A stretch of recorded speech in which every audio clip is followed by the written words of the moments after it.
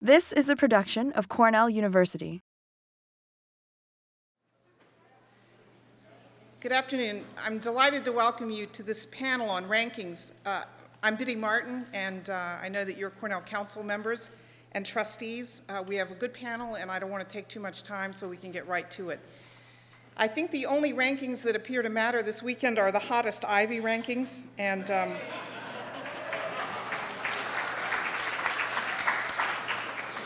Michael Mateer made me take my button off because he said it went against the grain of what we're trying to say here today. So I've taken it off. Actually, he told me it didn't match my shirt. So Cornell, I want to assert before we begin, Cornell is unique. It is really one of a kind, and we say that all the time about the really distinct ways in which Cornell is different. As a result, it's hard to compare ourselves with others, but we are constantly compared, of course, as inevitably we would be with other institutions of higher learning. And the question before us today is how some of those rankings work and what it is we love about them and hate about them, how hard it is to live with them, how difficult it would be to try to live without them, and why people pay attention to them anyway. And we have three great panelists to talk about those questions.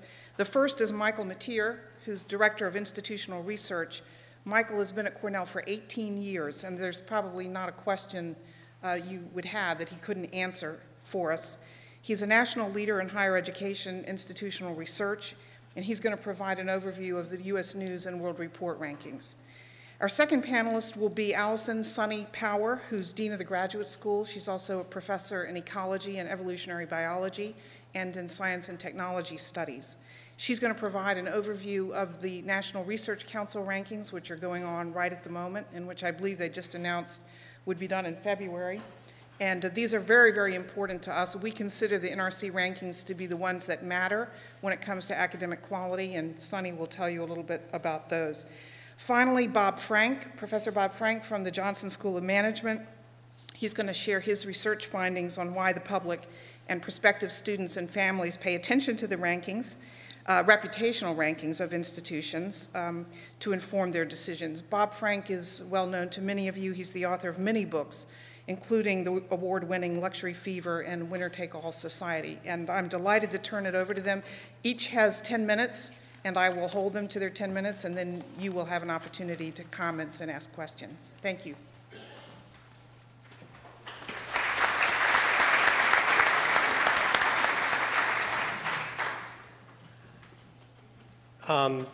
In addition to being asked to focus on, in my case, U.S. News and World Report, Sunny with the NRC rankings, and Bob, things more generally, we've also been asked to at least touch on briefly three sort of common questions.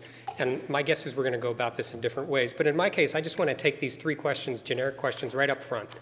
The first question that they asked us to address was, in my case, are the undergraduate rankings misleading to prospective students? And let me just categorically say yes.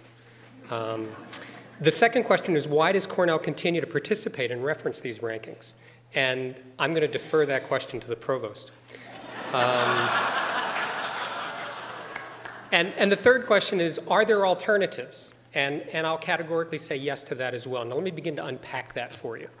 From my perspective, as the person who's managed the office that is the supplier of this information about the undergraduate rankings to the people that like to do this stuff for the last 18 years, and as a parent of two students who have just traversed this college choice process from high school to college, I do believe that the rankings are misleading to parents and students.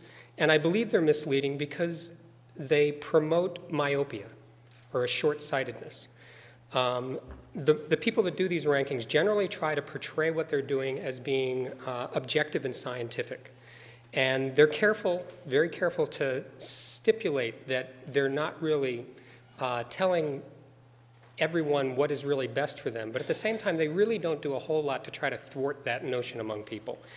And there's an attempt on their part to convey, to portray what they're doing as simplifying processes for people to help them do what they need to do. And in point of fact, they do simplify. But from my perspective, I believe they oversimplify, and oversimplify in pretty dangerous ways. I believe that the process of selecting which colleges to apply to for students is far more art than it is science. And one that necessitates compiling and sifting through not only a standard amount of generic information that would be common across a bunch of institutions, but also necessitates sifting through a large amount of idiosyncratic, individualistic, and often very subjective information that no single ranking could ever possibly hope to contain. The current plethora of rankings can indeed be very useful in the hands of parents and students, but their utility isn't in their numerical rankings, although that is what sells magazines. Their utility comes in their compilation of some of the information that can be very useful to help people as they're making decisions. So one of the major dangers, particularly the undergraduate rankings, is that they become shortcuts rather than tools. They can lure people into thinking that they're more than they really are. The rankings trap parents and students into narrowing their focus far too early in the process. And maybe more insidiously, the rankings tend to provoke what, I'll just again be blunt and say, can provoke a sense of panic among an institution's supporters, advocates, faculty, staff, students, alumni. And this panic tends to manifest itself by inducing people to put on a set of blinders that cause them not to pay attention to the whole of what it is that makes up an institution and why an institution is good at what it does. Now, again, are there alternatives? Yes, and let me try to address that in a different way in what I'm going to go on here to talk about. And again, my job was to talk about U.S. News and World Report. I want to spend a little bit of time talking about U.S. News and its ranking methodology. I want to talk about comparative rankings over the last 20 years. And I want to talk a little bit about the factors that influence what happens with U.S. News. Since 1977, U.S. News has been doing these things since 1983. But since 1977, the major category weights, these things that are here about peer assessment, faculty resources, retention, student selectivity, financial resources, alumni giving and graduation rate performance, are things that they have not changed these and these weightings of these categories for the last 10, 12 years. That doesn't mean there hasn't been plenty that's gone on underneath the covers. And before that time, there was an awful lot of change that happened. Now, the peer assessment is the largest single factor in here, and it's something that is conducted by means of a survey that's sent out to presidents, provosts, and heads of admissions. The faculty resources, which accounts for 20% of this, is something that has 6 different factors that all have varying components of this piece. The retention, again, 20%, has 2 different factors with varying weights. Student selectivity has 3 factors, again with varying weights. There's the financial resources of 10%, and then alumni giving accounts for 5%, and the graduation rate performance of 5%. Again, there's a lot that we could talk about in terms of how they do these things, how this has changed over time, some of the very peculiar things that they've done over time, but we're going to have to save that for another time. Let's look at Cornell's ranking from 1988 to 2008. And the first thing I want you to notice again is I mentioned since 1988, those major category weights have been very stable. Before that, the things that went into these rankings changed dramatically on a year-to-year basis, and it's really hard to explain what accounts for the variance back in this period of time.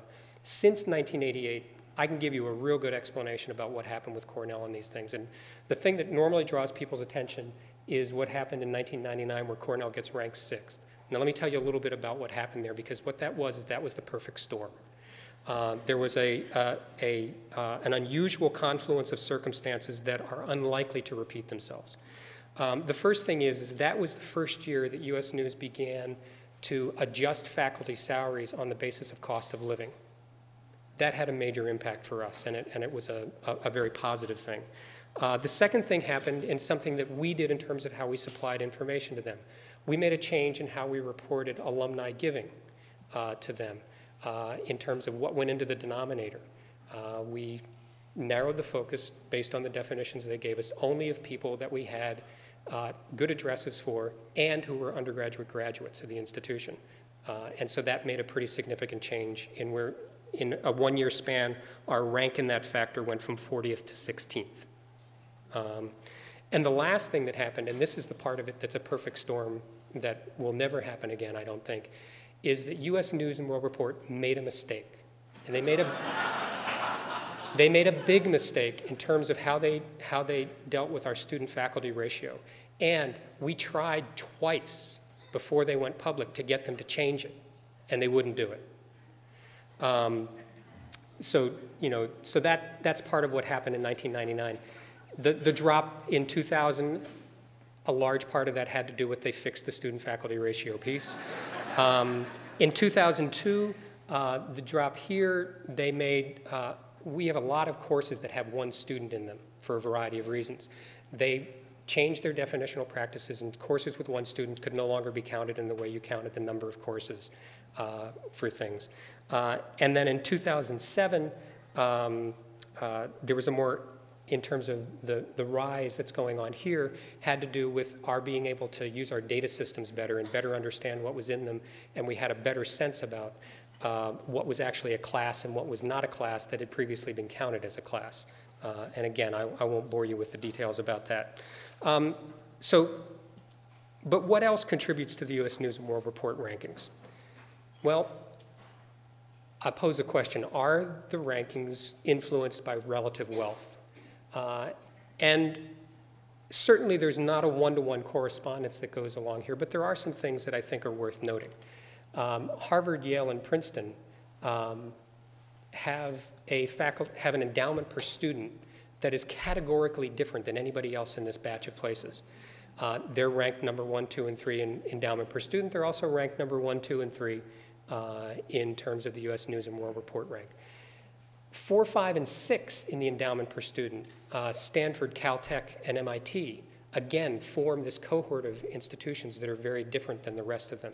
The sort of the one piece that becomes anomaly is this business about Penn, but we'll come back to them in a minute. And the other thing that I'll say is that another piece about the importance, the relative importance of wealth in these pieces is that it's been 20 years since a public institution has managed to crack the top 20. That doesn't pass the smell test for me, I'm sorry. But let's look in particular about Harvard, Yale, and Princeton. The thing I want you to notice here is that Harvard, Yale, and Princeton have had a virtual stranglehold on the top 3 positions in this ranking for the last 20 years. There have been 2 years during this time where one of the 2 of them hasn't been ranked first. In 1988, Stanford, and in 2000 in Caltech, and that was another one of those times where U.S. News made a mistake and changed themselves pretty quickly the next year. The other thing that I'll point out to you is that never in this period of time has one of these 3 institutions ever been ranked lower than 4th. Now, I mentioned about Stanford, Caltech, and MIT being the next set of institutions in endowment per student being categorically different. It's not shown displayed here, but those 3 institutions have never been ranked anything lower than 7th. But wealth doesn't tell the whole story, I don't think.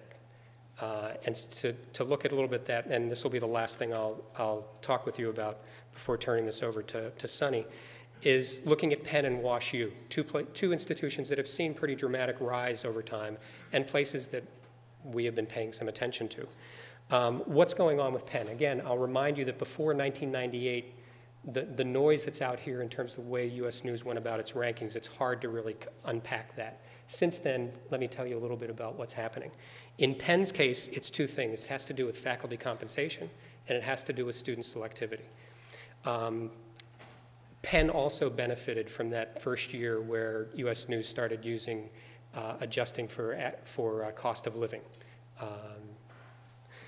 The other thing is that 19% of Penn's faculty are in the Wharton School.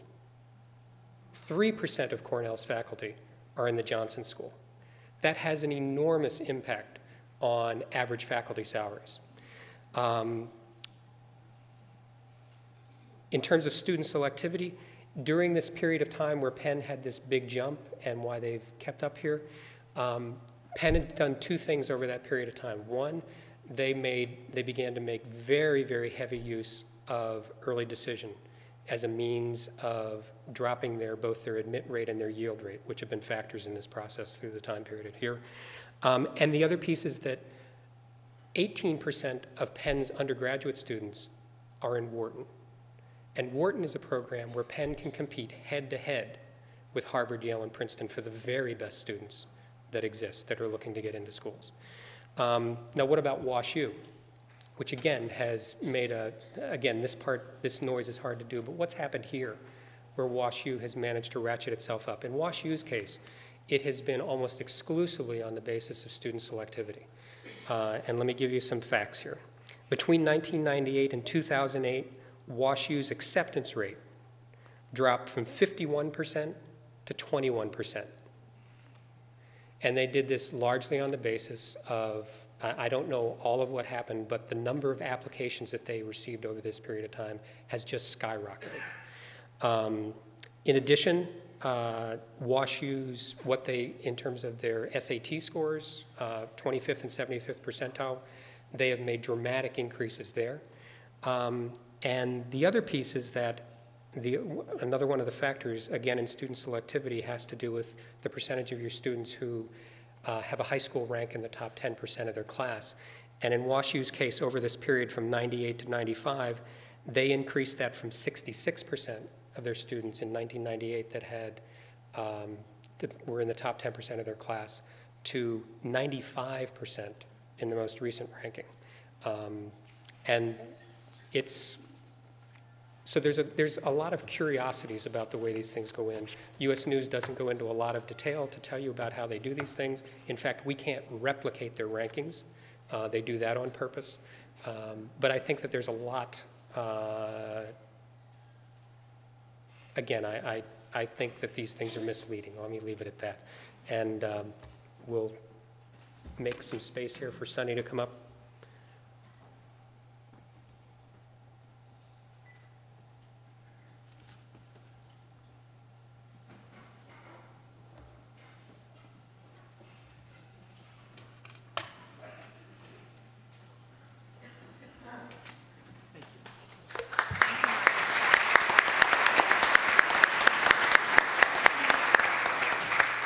It's great to have the Director of Research doing my tech support for me to get my presentation up. But I thought I should really start today by telling you something about the NRC. Some of you may be familiar with what the National Research Council is, but many of you may not be. And it's basically it's the research and synthesis and analysis arm of the National Academies. So it does studies on behalf of the National Academy. This particular project, they have been doing for several decades now, ranking doctoral research programs. And I want to emphasize that this is a focus on PhD programs. So anything I have to say today will not apply to the professional degree programs, the MBA, the law degrees, the medical degrees, et cetera. So just keep that in mind. This ranking, which we're coming up to a new release in February for the first time in 12 years, will be just on PhD programs. So the thing I want to emphasize as well is the fact that this is typically used by universities as the sort of baseline survey of academic quality across the university. So it's one that administrators and universities like Cornell take very, very seriously. You heard, I think, undoubtedly a lot of skepticism in Michael's voice when he was talking about US News and World Report. And generally speaking, the NRC rankings are taken much more seriously by faculty, by chairs of departments, by administrators at the university. One question, of course, is whether students pay any attention to them or not. And that's actually less clear to us, whether graduate students are picking universities on the basis of the NRC rankings. On the other hand, it's very clear that it's taken into account in terms of the kinds of support that certain programs receive at the university level and essentially competition for faculty The faculty will be aware of what the NRC rankings are, but the students may or may not be aware, and maybe Bob will have something to say about that as well.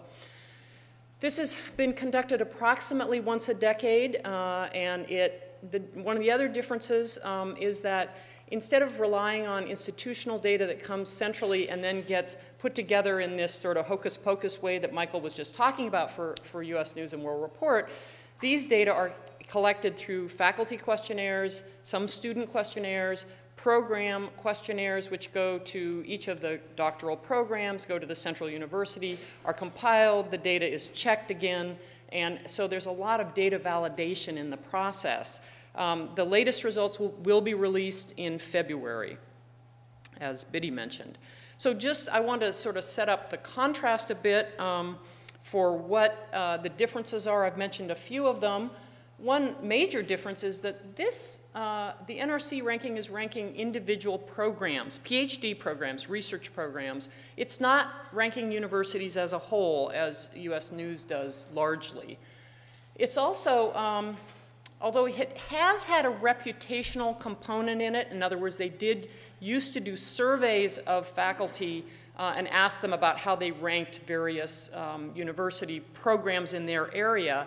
They've actually de-emphasized that in this round, and they've de-emphasized it in order to avoid what's called the halo effect. The halo effect is this sort of long-lasting tradition, and frankly, we benefit from it here at Cornell, which is to say that 20 or 30 years ago, this was the best department in whatever, and people who were sent these questionnaires would sort of think back and say, well, gee, when I was going to graduate school or when I got my first job, what was the best program? And so they would rank highly. And again, I'll admit, I think that Cornell actually benefited from that in previous NRC surveys. This time around, there's very little reputational ranking involved at all. So it's based primarily on data, and as I've shown here, it's not based at all on financial factors like salaries, alumni giving, endowments, et cetera, the kinds of things that Michael was just talking about.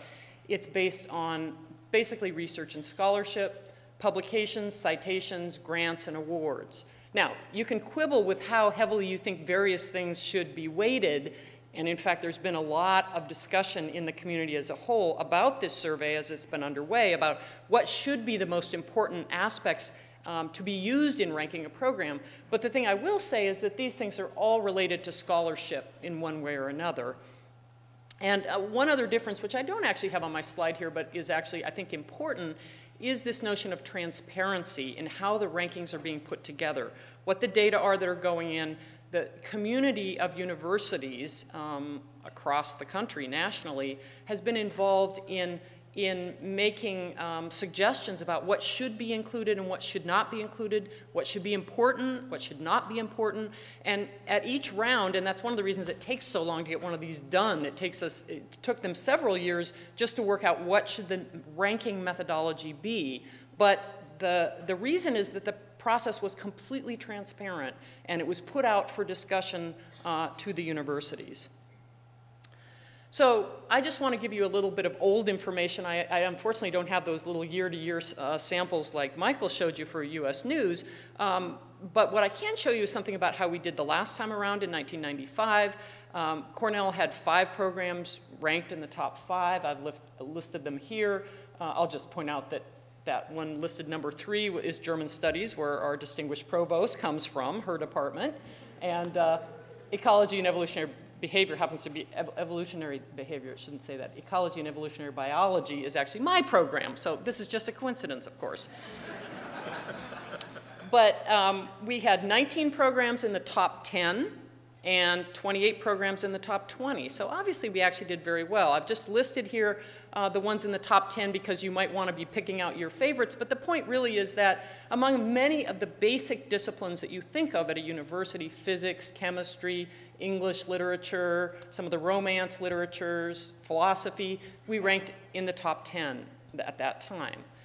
Now, we would like to think that we will rank in the top 5 and 10 along these lines in the next survey, and frankly, I have to tell you, we really have no way to evaluate whether or not that's going to happen. The survey methodology has changed dramatically, and therefore basing it on what we see here is really not going to help us a lot. The new approach, as I've also already mentioned, is reducing the reputational aspects, so the halo effect can't help us very much in this next round. There are a few things that people didn't like about the 1995 rankings that have been changed. The overall program ratings will now be ranges instead of one number. There was a lot of sort of spurious accuracy implied by the fact that one program was number 1, the next one was number 2, number 3, and the differences between those programs in some cases were just so minuscule that clearly it didn't make sense to really distinguish among them. So instead they're going to be ranges, and you're going to get a ranking based on sort of a range. Admittedly, most people in academia are perfectly quantitative enough that they can take those ranges and figure out what the mean would be anyway. So it may not solve the problem. People want to rank, and that's one of the things that came out during this discussion of how to go about changing the methodology is you can't seem to get away from ranking in some way. But one other thing that they're doing in addition to the overall rankings, they're also sort of dividing up the subcomponents in a way that allows you to say, okay, what are really the most important things for me? And that might allow a student to actually use this better because they have, for example, not only research impact, which is going to be based on publications, grants, citations, et cetera, but also student support and outcomes. So for example, time to degree, which is a really important issue if you're a graduate student. You know, if it's supposed to take you 4 or 5 years and it takes you 8 or 9 years, that's a big piece of your life. And so students will have the option of actually looking at that and asking questions about whether that's a program they want to be at. The same is true for completion rates. So what proportion of your students complete? Now that's obviously something that's used by US News. Graduation rates, it's a similar kind of thing, only it hasn't been used dramatically with PhD programs before. As I said, the reputational survey part is really de-emphasized. There's going to be a creation of a database, finally, an electronic database, where we can continue to update data regularly, so we won't perhaps have to wait 12 years to understand where we rank with respect to our peers, at least on these things that are being measured under the NRC survey. There's this increased attention, which I already mentioned, to data validation. So the faculty turn in questionnaires. If there's a inconsistency between what they turn in and what the program turns in, they go back and say, well, you know, is this accurate? So there's been a lot of validation of the data. At least we feel as though we're getting an accurate number. Whether we like it or not is another story, but the data will be accurate. And another point which is important for Cornell is that the number of programs that are being ranked has been expanded and updated, and I just want to show you what it looks like for 2007 compared to in 1995. There's actually half again as many programs being ranked this time. You can see that there are increased number of programs in basically all the 4 disciplinary areas, but the life sciences is the one that really stands out. So it's almost tripled in the number of programs being ranked this time around compared to the last time around. And that difference is partly because of the just huge changes that have taken place in the life sciences. That's one element. Many new disciplines have really emerged, and so the NRC decided to rank those at the universities. The other issue is that for the first time they included the agricultural sciences. Well, as you know, as a land-grant institution, we really have great strength in our agricultural sciences, and this wasn't represented at all in the fields that were ranked last time around. So those are 2 elements which have the potential to sort of change the dynamics in a sense of what the ranks look like, but in some cases we feel like we're actually doing very well. So in the Cornell survey, just to give you an outline of what we've done, we have 67 programs which participated in the survey. That is, we could match our graduate program clearly to the programs that they were ranking. Some just don't fit. We don't rank them because it doesn't make sense. It's like comparing apples and oranges in some cases. This includes 7 from Weill Cornell Medical College. That's, again, a change to have those included in the Cornell survey. 1,300 Cornell faculty were surveyed. We got a reasonably high response rate. We would like to get 100%, but that's not normal. But again, the new methodologies, the new way of computing the rankings is different enough that we can't really make predictions about how we're going to do in these rankings, but what we can say is that we're already using the data both internally to understand our graduate programs and our research productivity across the university, and we're using it, as Biddy pointed out, with other like universities to try and compare data, to try and exchange data and understand how we're doing against our peers. So that's going to be really useful for us sort of no matter what comes out of the NRC survey. Now, I just want to end by asking the question, how do we go about maintaining, if we can, our high rankings, the rankings that we had very nice rankings in the 1995 survey. And I think there are a couple of things that we have been doing here at Cornell, Biddy and David in particular have been really pushing, that are going to help us maintain high ratings as we go forward. One are this investment in new facilities to support research in the life sciences and the physical sciences, that explosion of new fields in the life sciences. They have to have the facilities to make that really become the top-rated programs. There are new initiatives in the social sciences, which are definitely improving the quality of the social sciences here at Cornell. And the last point, but I want to emphasize it, is that since this is dealing with doctoral programs, graduate students, we are in the capital campaign, as you well know, really putting a push on to increase the number of graduate fellowships here. Getting the best students here, actually, it's this effect that feeds upon getting the best faculty here. So the best students come to study with the best faculty, but the best faculty come to the places that have the best graduate programs because they want to be able to recruit the very best students. This is going to, I think, become even more important as we move to this period that we sort of see ahead of us in the next 10 to 15 years, where we're going to have a huge turnover in the faculty here. And I know Biddy has talked to various groups about that in the past. But as we're recruiting new faculty to be able to have strong research programs, strong graduate student support is going to be really essential. So I'll leave it there and let Bob tell us everything there is to know about reputational rankings.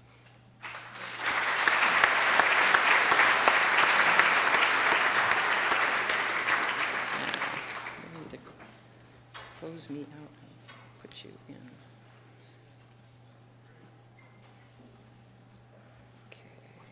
Okay, you do it.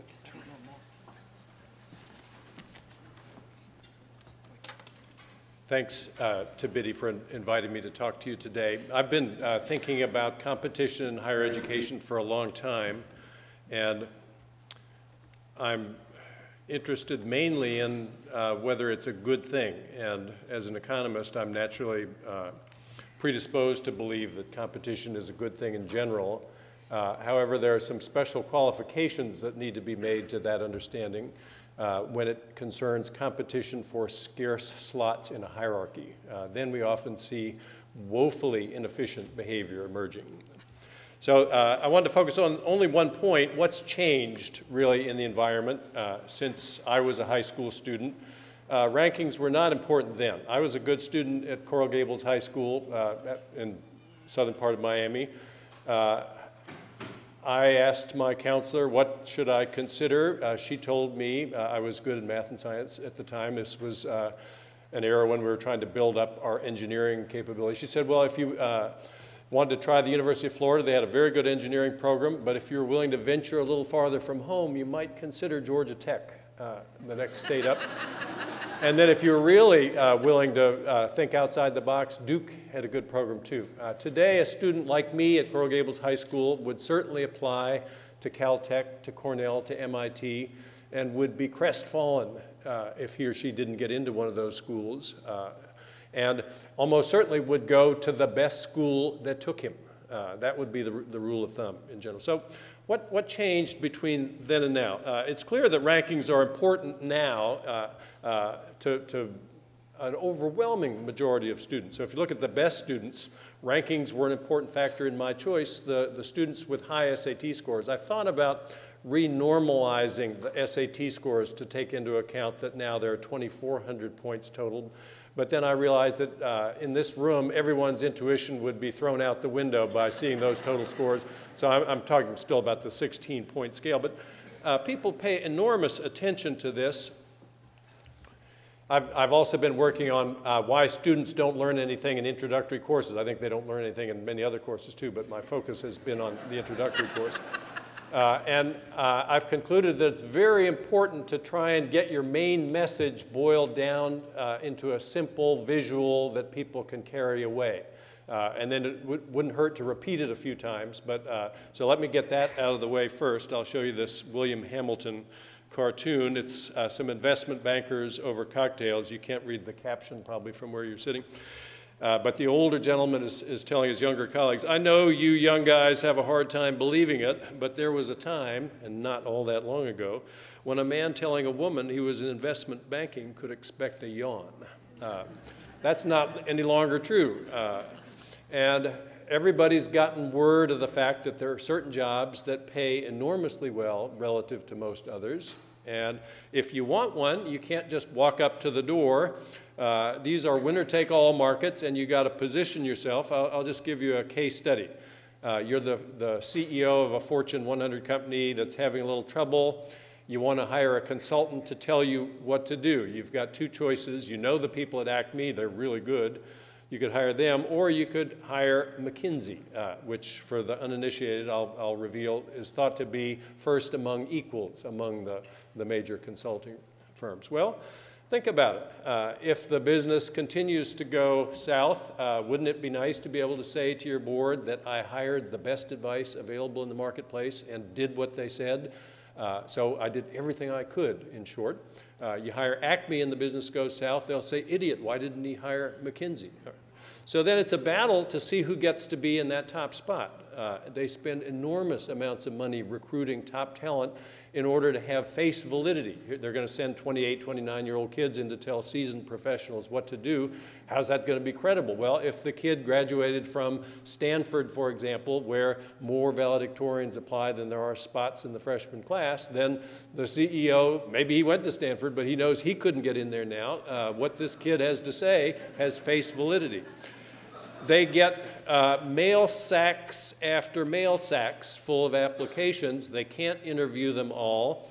They know there are good people at Kansas State. They know there are good people at the outlying schools, but they know that others may not know that, and they've got to make a quick impression, and so they're going to interview only people from the top schools. And so the quest to get into a top school, to have even a lottery ticket for one of the top jobs, has gotten incredibly more intense. So how do you get to be an elite school? There are about 100 that think they belong in the top 10, but for some vagary of the rankings formula, how do you get into the top 10? Well, faculty is one of the big, you've heard enough about this, I won't go on, but the two main things are faculty and students. Well, who are the top faculty? Let's get them so we can be an elite school. All right, there's pretty broad agreement on who's good. Everybody wants the same people. What's going to happen in that situation? You don't need an economics degree to predict the outcome. Here's a pretty good economist, Washington University, which was mentioned as one of our aggressive competitors, bid for his services. Maybe he's published his one great paper, but he's well known and widely cited. $500,000 a year is what Washington University paid him. That was a year ago. There may be others who have been paid more by them. We want top students too. The top faculty won't come unless they're top students. The top students want other top students. Not only that, the typical applicant wants to go to a school where the other students are better. This is the so-called Lake Wobegon effect. Not everybody can be above average, nor for that matter can everybody be below average, yet that's what everyone wants because they know that that's what the recruiters are looking for. Where are the smart kids? So I want to go where the average is high. Okay, so we need smart kids to be an elite university. Where shall we get them? Here's the admissions director's dilemma. And I think this is one of the saddest part of this tale. You've got two applicants. Here's Susan Wirtz. She's got a 4.0 grade point average, a very good student. SATs right up there, a very competitive student. Family income, $32,000. Here's Jennifer Hamilton, 4.2 GPA. They're counting the number of students in the top 10%, don't forget. They're counting the 75th, the average SAT scores for the freshman class. Hers are 1580. And it just so happens that her parents earn a lot of money. So where's the financial aid going to go? Cornell has been fighting tooth and nail to keep financial aid going to Susan Wirtz and not to Jennifer Hamilton. But the admissions office is getting calls saying, well, Brown did this for me, Dartmouth did that for me, what can you do? I can't afford to go there unless you could do something for me. So we look for special scholarships. That's more money we've got to cough up. Everybody's chasing the same top 10 spots. There are only 10 of them, and so when everybody's spending more to get them, the price of it goes up. We need more money. Where do we get more money? We have a capital campaign. Well, who runs the capital campaign? We just hired the best person we could find to run the capital campaign. News leaked out last year that some presidents were getting $1 million a year. I don't know how much ours gets. I'll remain silent on that. But there was outrage. Had the trustees lost their moral compass? People were asking. Well, think about it. If you can find somebody who'd be really good at running a $4 billion campaign, that means he's better than the next person who you think would have done the job well enough. 3% better. If it's not that big a difference, you wouldn't even notice. You wouldn't have an opinion. So say 3%. What's the bottom line difference if you hire the best person for that job? By my calculation, $120 million. So the bidding's going to go further on these people. We've not reached equilibrium there. Is this a good thing? I think Smith's modern disciples thought, yeah, more competition, better, but not when it's competition for rank spots. Darwin was a disciple of Smith's. He didn't think competition for rank produced efficient outcomes. Oftentimes, traits are selected for what they do for individuals, not groups. So if you look at the big antlers on the elk, why are they so big? That's a disaster for the elk. They get chased into a thicket by wolves. They're quickly surrounded and killed. Better if their antlers were all smaller by half. But if yours were and everyone else's weren't, then you'd never get to be the alpha male. If you spent less on facilities, if you spent less on climbing walls, if you spent less on indoor fitness centers, are the dorm rooms wired for HBO? Students ask that when they drive up to the freshman open house or the high school seniors open house. If the answer is no, they turn around and drive back. I heard that story from a college president. The applicants are taking all the steps they can. They're getting coaching, Kaplan's admission counseling service, $120 an hour. You know, Susan Wirtz's parents can't afford that. Ivy-Wise, it's an admissions counseling service, $29,000 a year. They'll get you into one of your 2 REACH schools with probability 80%. There's an Ivy-Wise Kids now that will get you into a good preschool to position yourself. So there's a lot of jockeying for position here, and a lot of it's driving up costs and making it difficult to target financial aid. We don't dare drop out of the competition. That would be like an elk voluntarily trimming back his antlers by half. He's not going to end up in the hunt if that's what happens.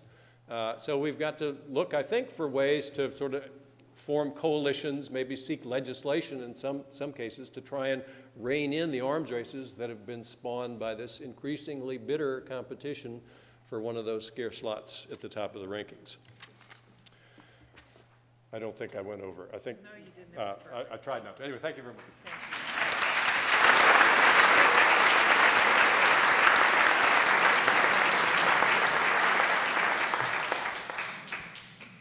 Okay.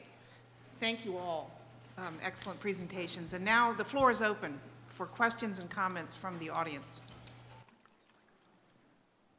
There are microphones somewhere. Raise your hands for questions. Hi, we heard how a couple of schools have strategically changed things with their admissions or salaries to move up in the rankings. Do we do that at Cornell? Should we do that? Are we on a campaign to rise in the rankings? And if not, why not?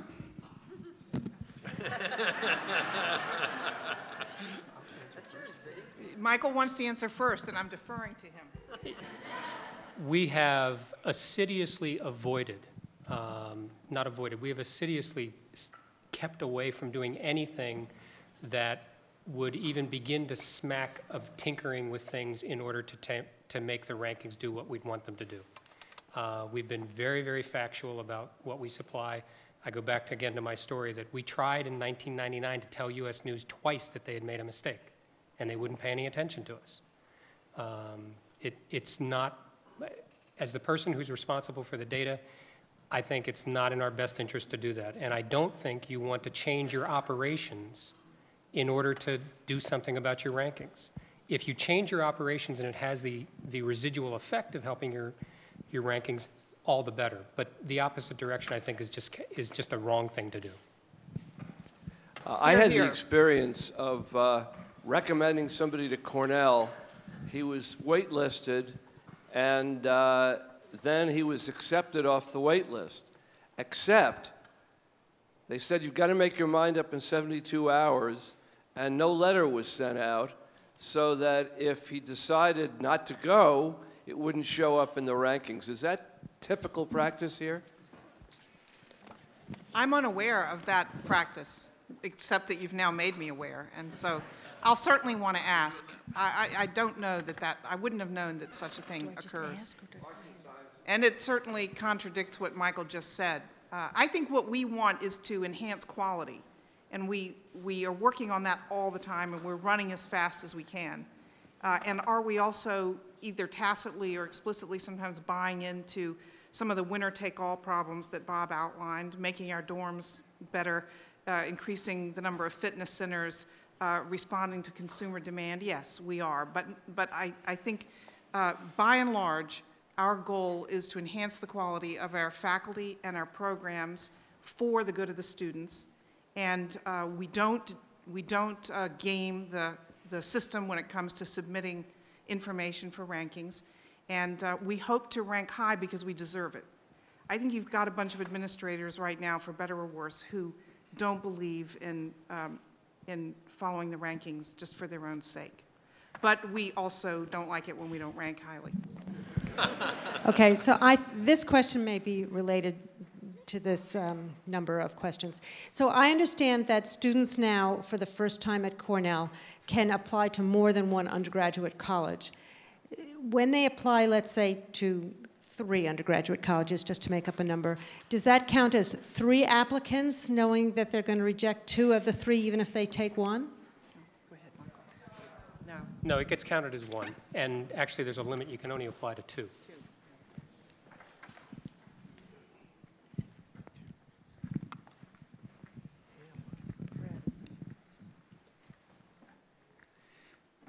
It appears that one of our issues seems to be the student-faculty ratio on the U.S. News and World Report. Am I reading that correctly? And if so, why are we so far off some of the others that we consider peer universities?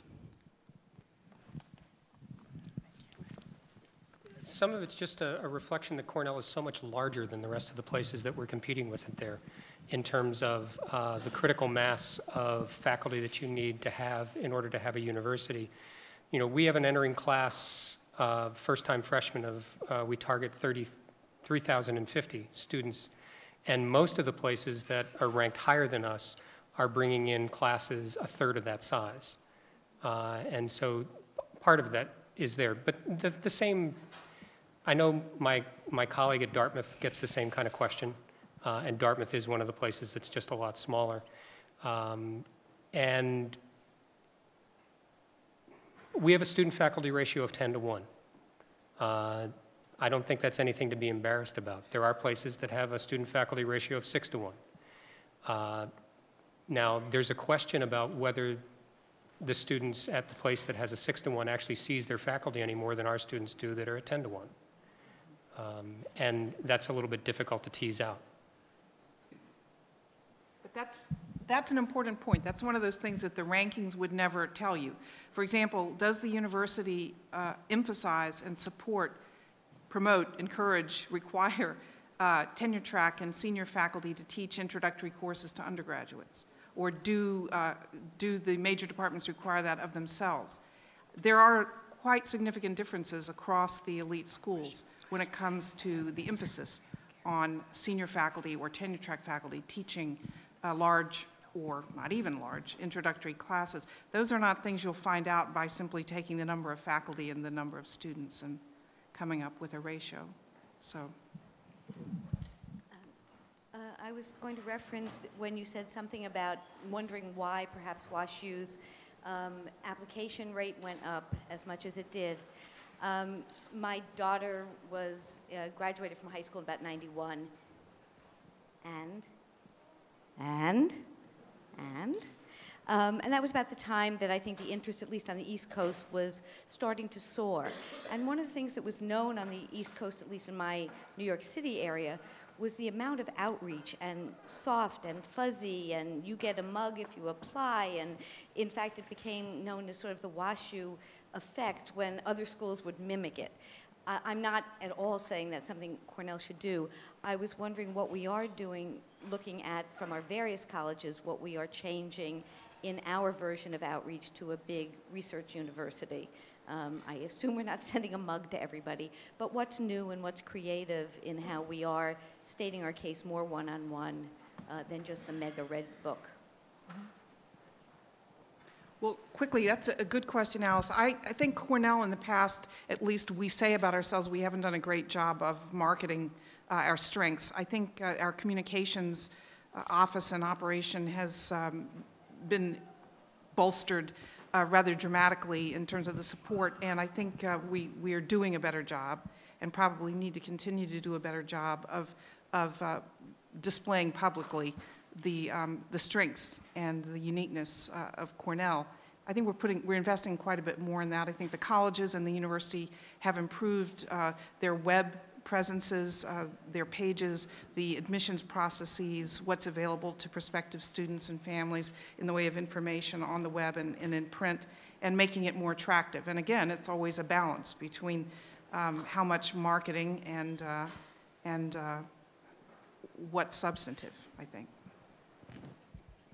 Can I go back to the question, you'd asked the question about the student-faculty ratio. Let me be a little bit more pointed about that in terms of what it would take to do things. The best in class is Princeton's 5-to-1 student-faculty ratio. Ours is 10-to-1. If we wanted to match Princeton's 5-to-1 student-faculty ratio, we could do it one of two ways. One is you could decrease the number of students that we had. In order to match Princeton's 5-to-1, we would have to decrease the undergraduate student population by more than half. I don't think we want to do that. The other way would be you increase the number of faculty. If we wanted to increase the number of faculty to match Princeton's, we'd need to add 1,100 faculty to the 1,600 that we have now.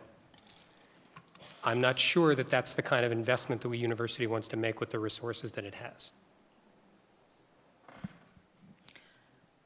Looking at the long-term picture of what graduates do 10, 15, 20, 30, 40 years out of a university, are there any rankings of taking what we suggest are successful people and calibrating them with the universities or education that they had?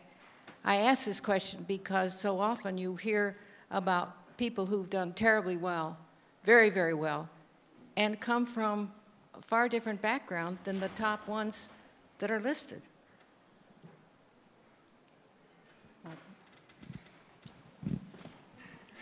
I think it's still true you can be an enormous success coming from a non-elite university. There are many paths open still, but for this handful of elite jobs, the ones that really pay a lot of money on the main track, those are all very carefully sought after, and basically the people who get interviewed for those come almost exclusively from the elite school. So there are other pathways to success besides through those jobs, but I think students aren't wrong when they say if you don't have a degree from a good undergraduate school, that Yale Law School won't have time to consider you for admission there, and then if you don't get into a school ranked that high, you won't become a mergers and acquisitions attorney on a leading Wall Street firm. So there are some paths that do close.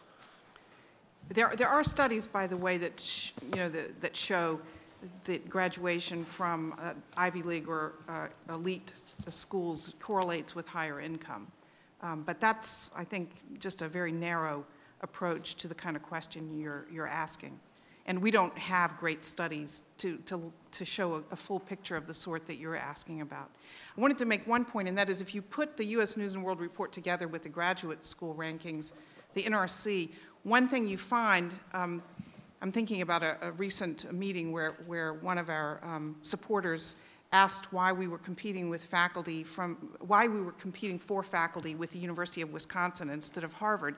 And I remember saying, well, because the University of Wisconsin is much more highly ranked in this area than is Harvard. That's something that I think even people here, alums, sometimes even faculty and students, don't realize. But when it comes to rankings of faculty quality and productivity and effectiveness and graduate student outcomes, the Ivy League is really not at the top in a lot of fields. And we do ourselves, and I think the larger nation and all the young people, a disservice by replicating ourselves the kind of elitism that assumes that because these are the highly ranked elite institutions, that's where all the great minds are. And I see it happening all the time as somebody who came from somewhere else. I notice it.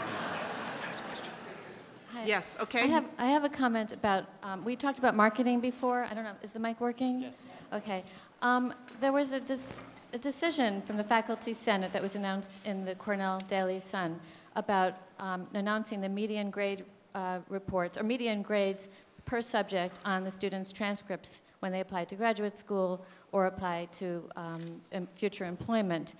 I feel that it's a disservice not only to the students, but it's also a disservice to the university as far as marketing itself and wanting to attract a certain kind of student. It's already all over the blogs online that students are fearful of applying here because of a transcript that might otherwise look great to a future employer or to another graduate school, all of a sudden doesn't look so great if you earned a 3.5 in a certain subject and they see that the median grade was a 3.8. Mm-hmm.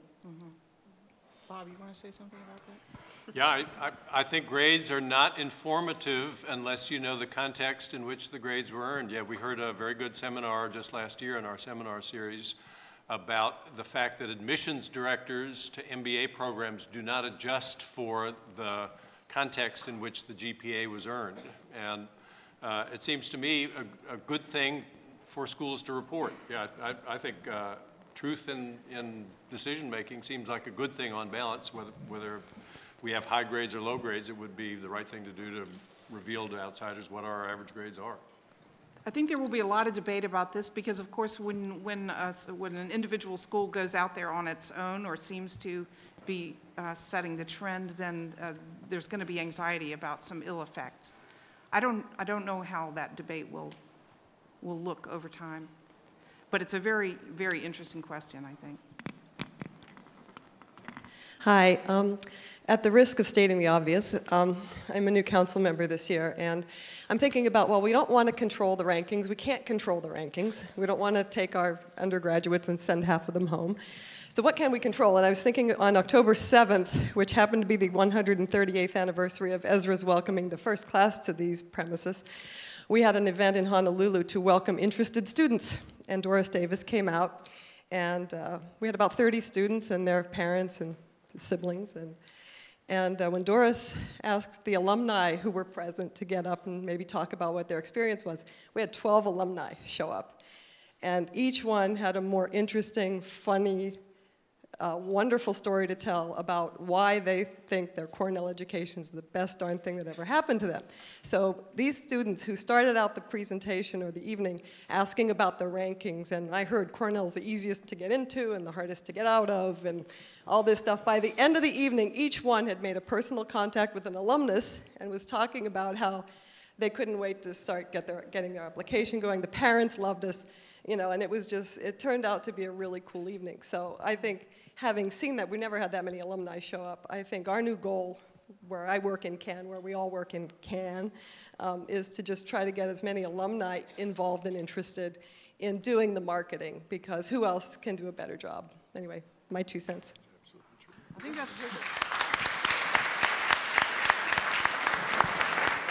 that's a great 2 cents. I think quality interactions and social contact beat marketing ploys and rankings any time.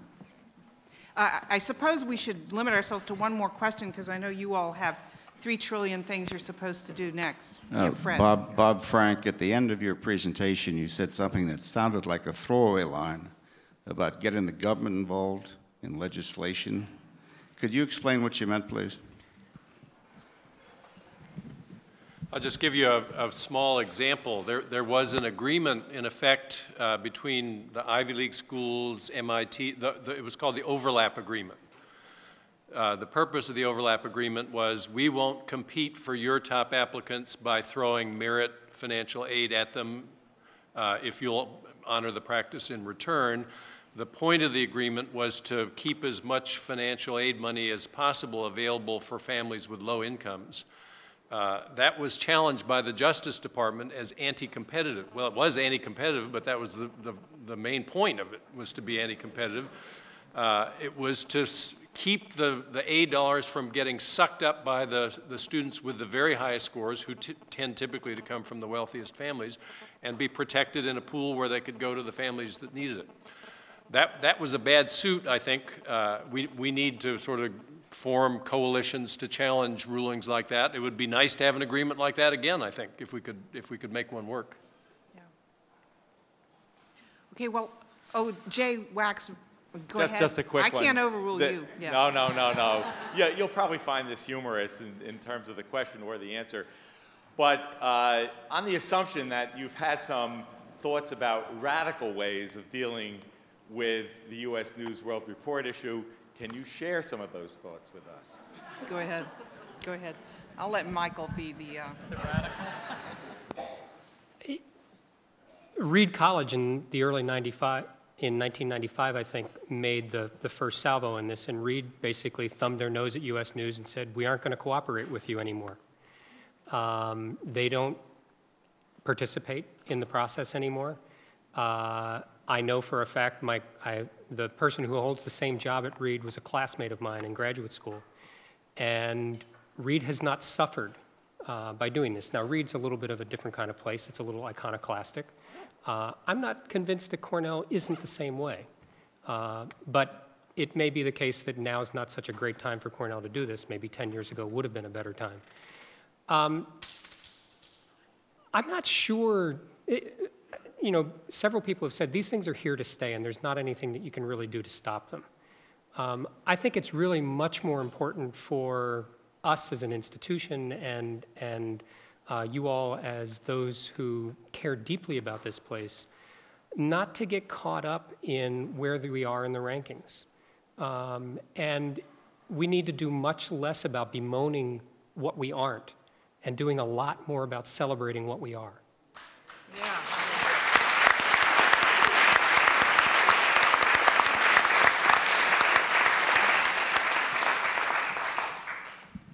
I don't know if there could be a better note to end on, so can I thank you all very much.